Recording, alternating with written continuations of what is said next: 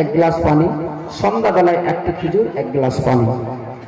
আচ্ছা বলুন দাদা, মা বোন, যারা কাজ করে, যারা জমিতে চাষ করে, এক গ্লাস পানি দুই একটা খেজুর খেয়ে তার কি চলা সম্ভবপর হবে? যারা ভ্যান চালক, যারা ভ্যান চালায়, তারা দুই একটা খাস্তায় এক কাপ চা খেয়ে সারাদিন চলতে পারে? ভ্যান চালাতে কি কষ্ট আছে সেই একমাত্র জানে, যে চেয়ারে বসে সে বুঝতে পারবে না, যে কোদাল চালায় সে বুঝতে পারে, অফিসার বুঝতে পারবে।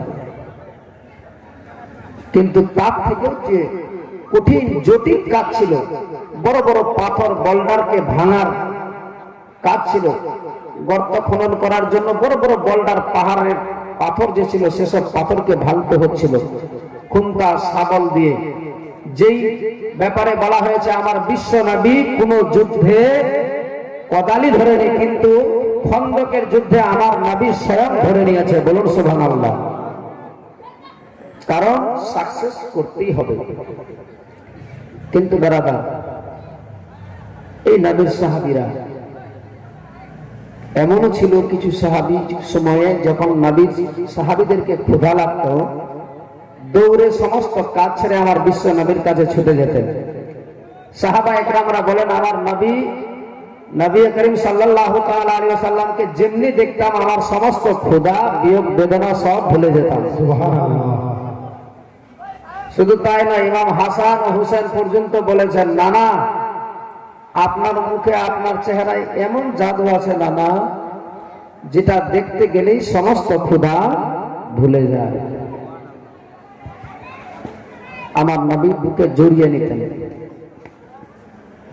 ওই হাসান ও হুসেনের জন্য কত কষ্ট করেছেন আমার নবী মানব জাতির কল্যাণার্থে, মানুষকে শিক্ষা দেওয়ার জন্য। ইনশাআল্লাহ সেই বক্তব্য আপনাদের সামনে রাখবো, তবে যদি আপনারা বসে থাকেন। আর যদি না থাকেন তাহলে তো আমিও শটে ছাড়বো, কারণ গত রাতে সারা রাত জেগে আছি। আজকে প্রোগ্রাম শেষ করে সকালবেলা বের হতে গেলে তার মানে কুচবিহার থেকে দিনহাটা প্রায় সারা দিনের রাস্তা। তো নবীর সাহাবী, সমস্ত সাহাবীদেরকে বলা হয়েছে তোমাদেরকে 3 টাইম করে খাবার দেওয়া হবে। দুপুরের টাইমে মা আপনাদেরকে বড় আবেদন, কাকুতি মিনতি করে বলবো যে আপনাদের কোনো আওয়াজ যেন না আসে। আপনাদের আওয়াজ শুনবে পরপুরুষ, শরীয়ত তা বলছে না, হারাম আছে। বলছে মৌলানা সাহেব খানে আজ স্টেজে বলছে, বাকি আমরা কম কথা বলি নাকি? অন্য জায়গায় যা হয়েছে হয়েছে, এটা জান্নাতি বাগান আছে, আদব মাহফিলের জায়গা। আপনি আদব সহকারে বসে থাকবেন, নবীর বেটি মা ফাতেমা খাতুনে জান্নাত আপনার চাদরের মধ্যে জায়গা করে দিবে। সুবহানাল্লাহ। আপনি আদবের বিশৃঙ্খলা করবেন, আদবের বাইরে চলবেন, মা নবীর বেটি মা ফাতেমা চাদরে আপনাকে নিবে না। অতএব যেই চাদর ছাড়া স্থান অন্য কথা হবে না। শুধু আমরা, আমার মা বোন কেন, নবীর স্ত্রী 1,24,000 পয়গম্বর নবীগণ পৃথিবীতে যত নবী এসেছে, সেই নবীর স্ত্রীরা ততক্ষণ পর্যন্ত জান্নাত যেতে পাবে না।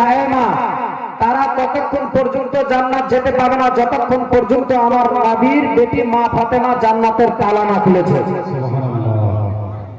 মা, তোমরা কথা বলবে তো তোমাদেরকে জায়গা দিবে?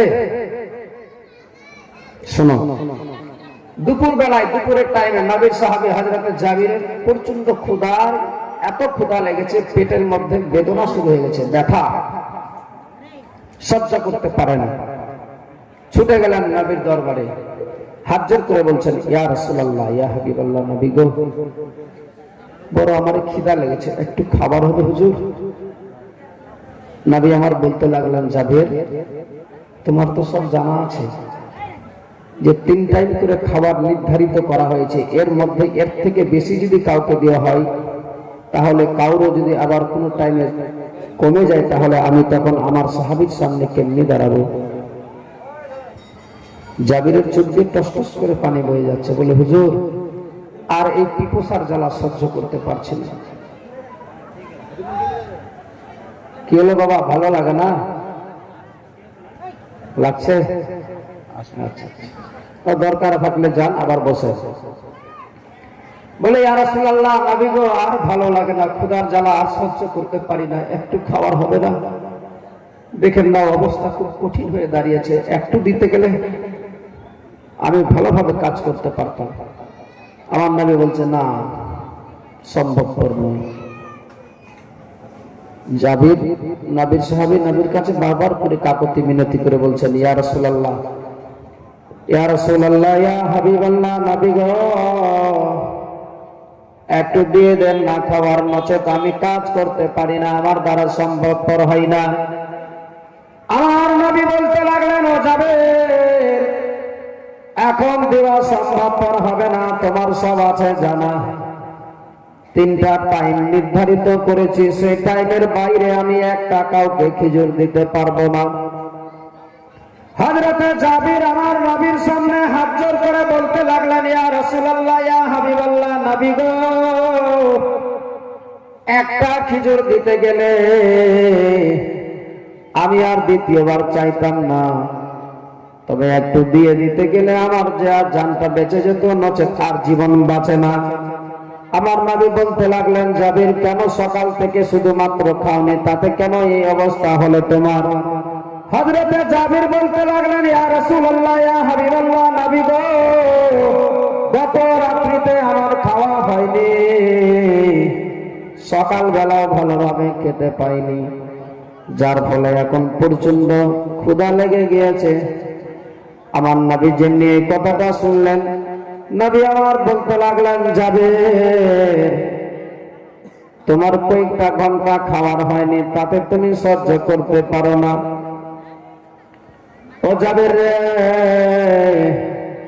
যার জন্য কুল কায়নাত সৃষ্টি হয়েছে, যার জন্য সারা জাহান সৃষ্টি হয়েছে, যে নবীরে তৈরি না করতে গেলে দুনিয়া কিছু বানাতো না, সে তোমার বিশ্ব নবী।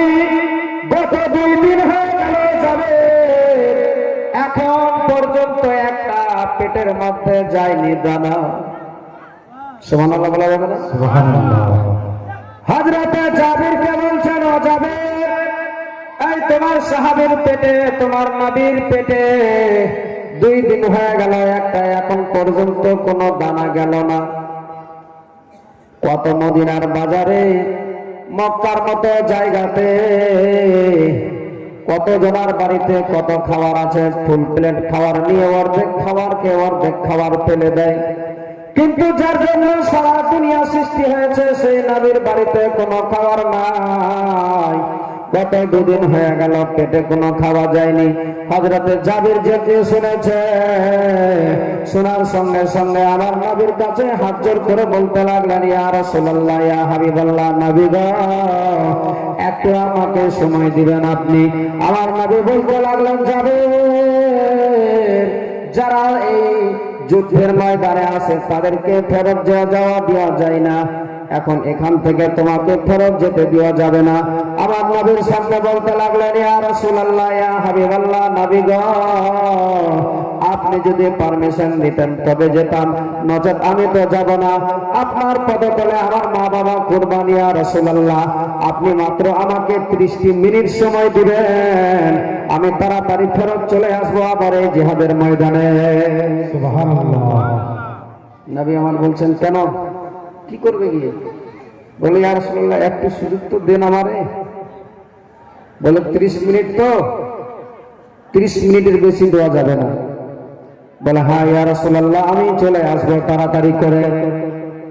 আমার নবীর কাছ থেকে সালাম জানিয়ে বেরিয়ে চলে গেলেন নিজের বিবির কাছে, যে হযরতে জাবিরের বাড়ি ছিল সব থেকে, হযরতে ওই খন্দকের যুদ্ধ যেখানে হয় সব থেকে নবীর সাহাবীদের মধ্যে হযরতে জাবিরের বাড়ি ছিল নিকটে।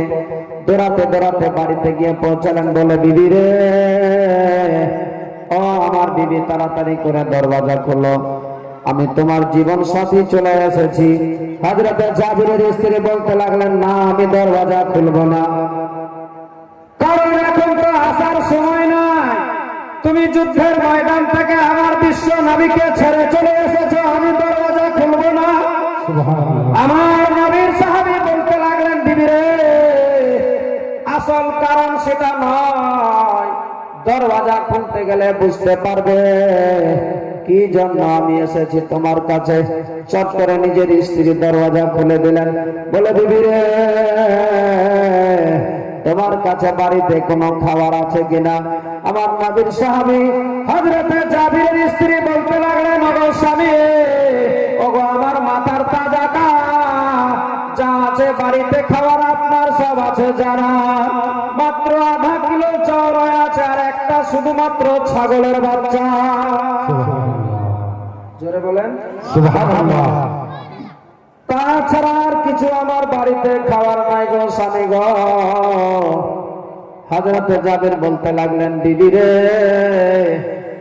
আল্লাহ আমাদেরকে আজকে বড় সুযোগ দিয়ে দিয়েছে। এতদিন ধরে মনে ছিল